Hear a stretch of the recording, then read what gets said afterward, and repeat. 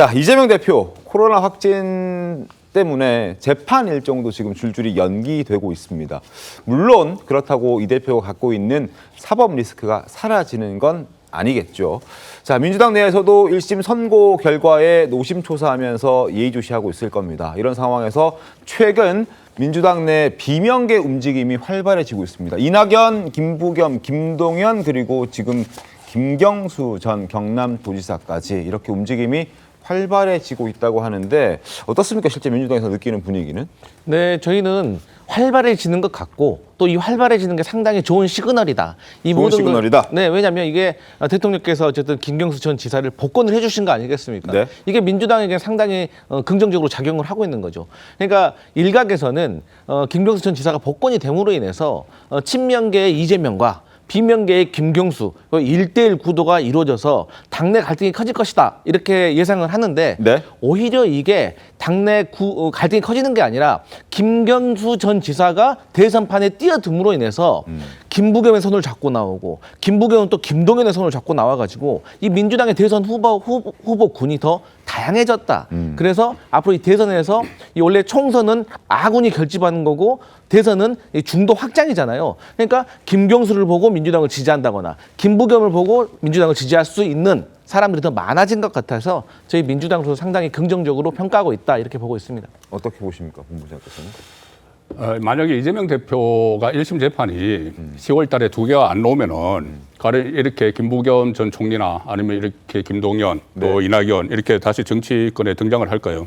지금 총선 끝난 지 얼마 안 됐고 맞습니다. 이재명 선거제가 이기 체제, 끝난 지, 이기 그렇죠. 체제 갓 시작을 했는데 이렇게 나온다는 것은 역으로 이야기하면 그만큼 이재명 대표의 사법 위기가 현실화될 가능성이 높아졌다는 이야기예요.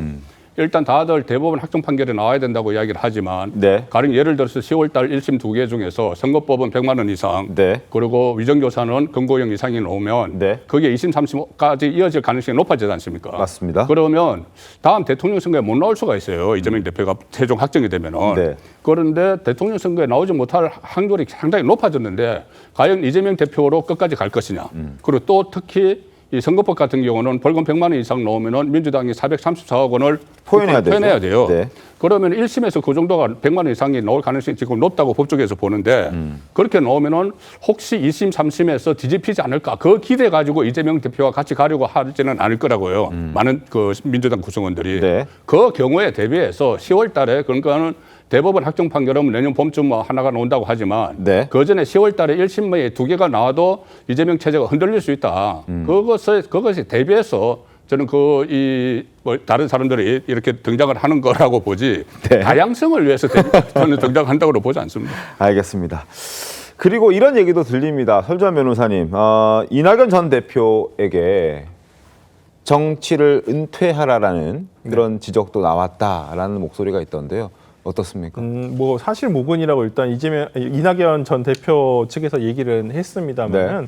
아마 저는 뭐 이낙연 대표를 지칭해서 뭐 정계 은퇴를 해라라는 얘기가 나왔다기보다는 이제 세대 교체가 좀 돼야 되지 않겠느냐 뭐 이런 얘기 과정에서 뭐 나온 얘기가 와전된 얘기가 아닐까라는 생각을 하고요. 뭐 실상 이낙연 대표가 지금 뭐 사실상은 지금 뭐 개점 휴업 상태 아니겠습니까? 그렇죠. 뭐 본인은 복귀에 대한 의지 아마 다음 대선에 대한 의지를 밝히고 있습니다만은 뭐 지금 뭐 진보 진영 내에서의 어떤 상황은 그렇게 녹록하지만은 않은 상황이다. 그리고 본인이 어떤 대통령 후보로서 어떻게 또 출마를 할 것인가에 대해서는 좀 또 깊은 고민을 해봐야 되는 상황이라고 보이고요. 또 네.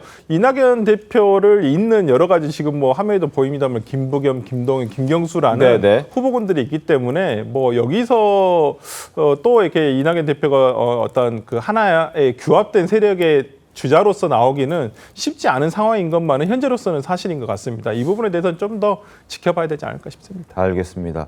이낙연 전 대표에게 지금 정치를 하지 말아 달라라고 얘기한 그룹은 초일회라는 그룹인데 지금 이재명 대표가 지난 총선을 거치면서 공천 탈락을 시켰던 비명계로 분류되는 그리고 친문으로 분류되는 그런 인사들이 이낙연 전 대표에게 이제 당신 더 이상 정치하지 않았으면 좋겠다라고 얘기를 한 겁니다. 정치하지 말아달라 다시는. 그리고 이 전 대표가 수긍했다라는 얘기가 나왔는데 바로 반박하는 입장이 나왔죠.